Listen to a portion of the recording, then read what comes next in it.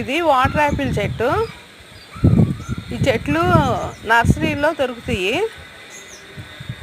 పెట్టిన 2వ సంవత్సరం నుంచే కాపు వస్తాయి. ఈ కాయల్లో వాటర్ కంటెంట్ ఎక్కువ ఉంటుంది. షుగర్ తగ్గుతుందంట ఇవి తింటే.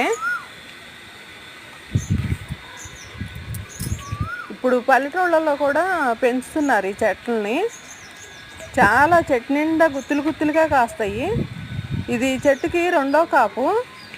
ఇంకా కాయలు కొన్ని కోసేశారు.